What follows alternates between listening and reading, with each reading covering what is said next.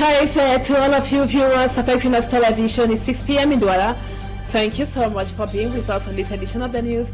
Our major stories right away. Several inhabitants of the Peka-Bentoe neighborhood here in Douala are counting their losses after their shops and other structures were demolished in the early hours of today. That was at about 3 a.m. The people are confused and say it comes to increase their frustration, especially as end-of-year festivities are around the corner. Details in this edition of the news. Plus, fuel scarcity causes the government to react. The Minister for Water and Energy wants the fuel sector to be liberalized. Viewers, those are our major stories. Details when we come back.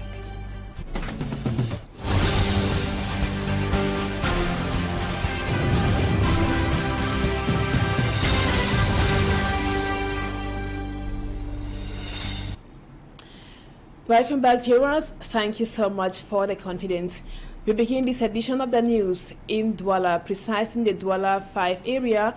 Hundreds of traders in the Dokoti to Peka-Bentoe neighborhood in the economic capital in the Douala 3 subdivision say they are frustrated and stranded following a demolition exercise which took place in that area that was in the early hours of today, precisely at about 3 a.m. Some of the victims complained they were not informed or given a quick notice. Our reporter Lucy Liengu Asia tells us that goods worth millions of francs CFA were destroyed. Business structures demolished in the early hours of Thursday, breaking Friday from Dokoti to Peka-Bentoe neighborhoods in the Douala 3 subdivision. Nous sommes dans des pertes totales. Eyewitnesses say the operation was carried out by workers of the Douala 3 Council at about 3 a.m. in the absence of the traders. The victims woke up in shock. They just took us unaware because had they been there, told us that they would come and put the thing, broke down the places, would have collected our items out of the store. Belavin Dokoti, I thought that it was just the street that they were clearing because before I left yesterday, I saw that they had put those Red Cross now on containers in the street that they will break it down. So we thought it's only the street that they were cleaning. We never knew that they were going to enter the quarter. They were scattering the shops like that. I was seeing with my own eye. They took my shop down. Some say carrying out the exercise during this period of end-of-year festivities is heartbreaking. On devait au moins attendre les fêtes passent d'abord avant qu'on fasse ce cas-ci. Le Cameroun, c'est comment? Charity, a hairdresser, recounts her ordeal. And this month, at least, is the month that, all hairdressers that we used to at least benefit some stuff now. We benefit, we sell. It's our own period to work. Because this container, I recently took it for the owner, 500K. I haven't been able to even get the 100K there. Then they have destroyed it. That's a big loss to me. And the things that I've bought, I don't even know where I'm going to sell it again to have the money. The exercise, according to the council, is to fight against urban disorder, insecurity, which was a nightmare to the population of Dokoti to Peka-Bentoe, and also for the construction of a road in the Belavin Dokoti neighborhood. It should be recalled that few months ago, the governor of the littoral region launched the Douala Clean City project in a bid to curb urban disorder. And the rise of insecurity in Boko Beach 2 neighborhood has caused many of the inhabitants to live in fear after several complaints to the divisional officer. With the divisional officer, so to speak, a vigilante group has been put in place with the divisional officer calling on them to collaborate with the local population and forces of law and order. Sumas Jikan Gabriel reports. Normal day for the inhabitants of Boko Beach 2 neighborhood in the Douala 3 subdivision. Business operators are going about with their activities hitch-free. Unfortunately, the calmness we met during the day is not the same when places are dark. I can't count the number of times I have been attacked when I want to go to the market. Recently, I was attacked and searched all over my body. They removed a knife and asked me to run for my life. As I was running, I noticed one side of my breast was outside.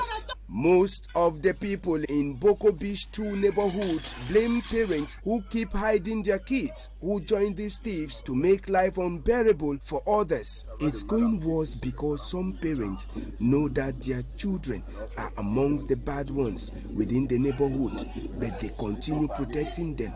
Let the parents be serious at least for once. The major cry from everyone in the Boko Beach 2 neighborhood is for calm to return. In light with the problems raised by the inhabitants of Boko Beach 2 neighborhood, the divisional officer of Douala 3 subdivision has installed a vigilante group to help in securing the zone in collaboration with the forces of law and order. On the eve of the end of year festivities, we judged it vital to reinforce security in the entire Douala 3 subdivision by rejuvenating the vigilante groups. We need to show to the people that we care about them. The head of the vigilante group has this message for the men of the underworld.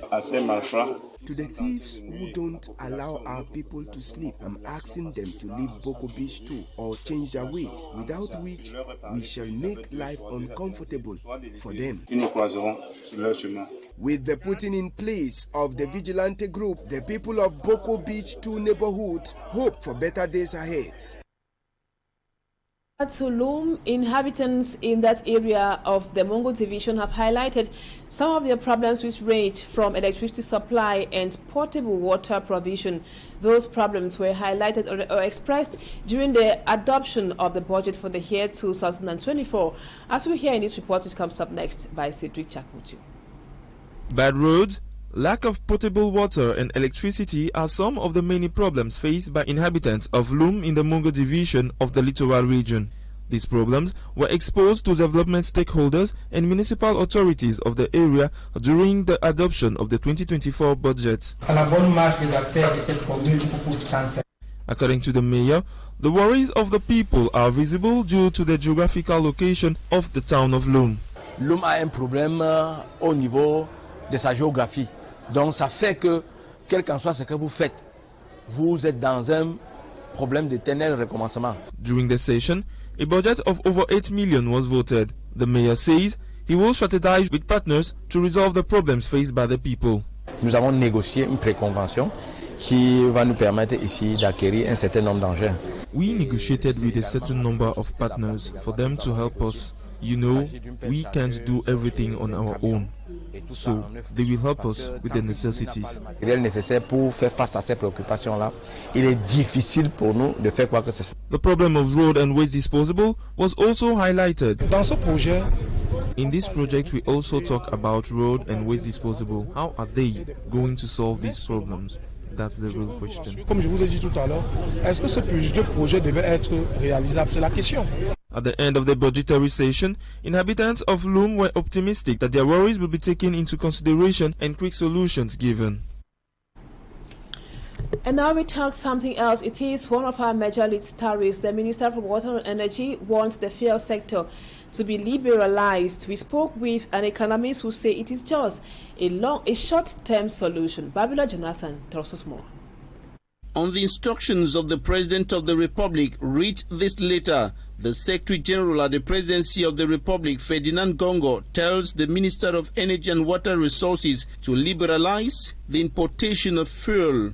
The letter instructs Minister Gaston Elundu Esomba to restore the Hydrocarbons Price Stabilization Fund in its duties of attribution of quotas to major importers of the sector who have the technical and financial abilities to immediately begin the importation of petroleum products. The minister is also expected to take measures to enable fuel dealers to purchase directly from suppliers and to ensure the quality of the product imported, controlled by Hydrocarbures Analyse et Control, HYDRAC, a subsidiary of the National Hydrocarbons Corporation and confirmed by the National Oil Refinery Sonara. The Energy Minister is also charged with the responsibility to oversee the respect of homologated prices. Le fait de libéraliser permet aux marketeurs, n'est-ce pas, de négocier eux-mêmes. Economic reporter Alois Onana thinks the implementation of this decision will solve the problem of inadequate supply of fuel in the country. C'est une avancée, mais une avancée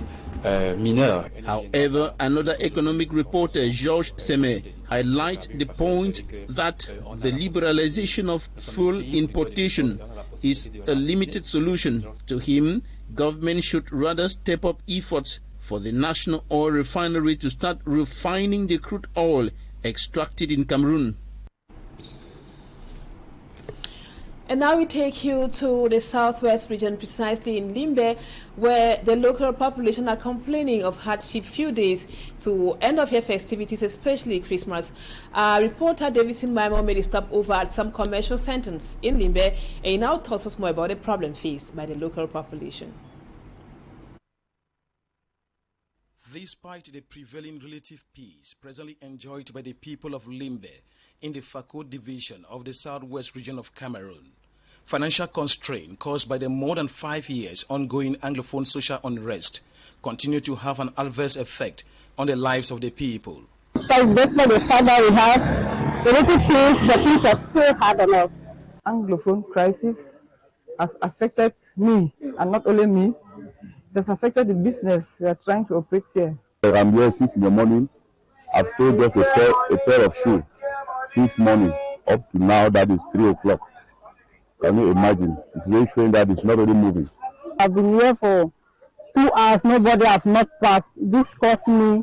My capital is running down. No way there's peace. Everything will move. It's just because of the crisis that we are facing difficulty. Business persons say the risk of investing more in the northwest and southwest regions is high compared to other regions of Cameroon due to constant threats of ghost town affecting the business climate. The ghost town is too much. So at times I'm really afraid to stop in business that will come and stand. Put money at times we are afraid. Because maybe at the end of the day, you may not realize. They can please stop it because we are really hearing bad, like we don't sell some days, Mondays, like that. Consequently, with barely 2 weeks until the celebrations of the 2023 Christmas feast, the people say the steam and euphoria are yet to be felt. Like before, by this time, we hear the Christmas carol. It's like Christmas is not existing. Everything is just anyhow. Even though there is no money to buy like the Christmas dresses for children, the shoes, and whatever they will need, they will pray. The little peace we have should continue in the northwest and the southwest. Though new dresses, toys, and Christmas trees might be absent in many homes, the joy of having relative peace in Limbe is what the people can pray for and hope for it to radiate in the entire northwest and southwest regions of Cameroon. And to the west region, the population of Nous in the Nous division say they are hopeful that the newly appointed divisional officer will be able to bring peace and normalcy to the area. They were speaking during the maiden visit of the TO to Nous. Immaculate Fogwe is our lady on that beat.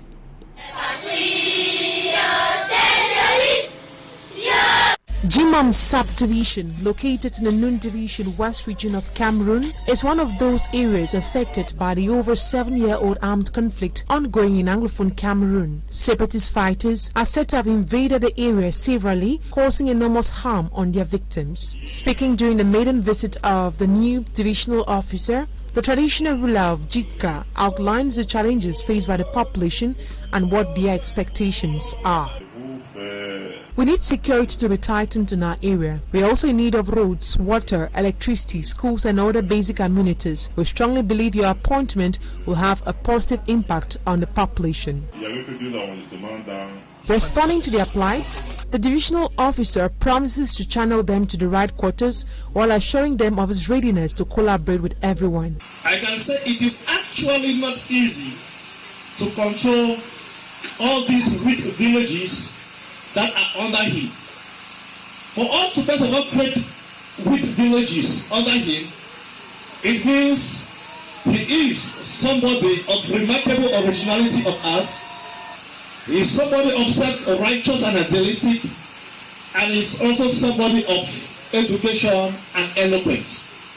He has a kind heart, because for you to become second class, you must release out other chiefdoms.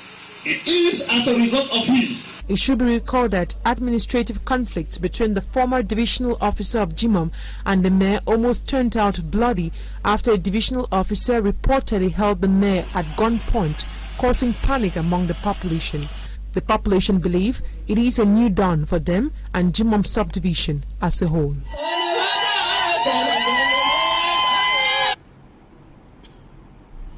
And now let's take these notes. The Sawa Cultural Palace was officially presented to the public. That was during an inauguration ceremony that took place in Douala, located at the Beseke ceremonial ground somehow in the Douala 1 subdivision.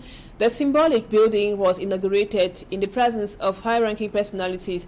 It was an important milestone for the cultural heritage of the city of Douala, and that event was chaired by the Minister for Narcisse Muele Kombi. He was representing the President of the Republic, President Paul Biya. That ceremony also was marked by the cutting of the ribbon in the yellow and white colors. So we'll be coming to that detailing in our subsequent news editions. And now we take you to news out of the country. Nations and businesses made a significant shift in international governance, and also in Senegal, Ousmane Sonko's candidacy has been validated by the courts. Let's now have a foreign page roundup with Mala Glory. Of Kidal by Mali's army is a significant success for Mali's military leaders who seized power in 2020. Northern Kidal has for a long time been dominated by separatist groups that has long posed a major sovereignty issue for the ruling junta. Violence has escalated in the north of Mali since August, with the military, rebels and jihadists vying for control as the United Nations Stabilization Mission withdrew from the country and evacuate its camps, triggering a race to seize territory. The General State said earlier in a statement on social media that the Malian army forces took up position in the town of Kidal on Tuesday, November 14. Report says the news was welcomed by many in the capital Bamako as dozens gathered at the Independence Square waving Malian flags. And in Senegal, opposition leader Ousmane Sonko transferred to prison after 3 months in hospital. Sonko, who has been hospitalized since August 6th after starting a hunger strike on July 30th, was finally transferred to Camp Manuel prison in central Dakar on Monday night. His lawyers denounced the fact that they were not informed of this decision. The Supreme Court on Friday will decide on whether or not Sonko's removal from the electoral list is legal. And such reports brings us to the end of this edition of the news. Thank you, viewers, for always being there. Don't go away, our programs continue. Equinoxe comes up at 7 p.m. and the news in the French language comes up at 8 p.m. Stay with us on Equinoxe Television and enjoy the rest of your weekend in the company of our programs. Bye-bye for now.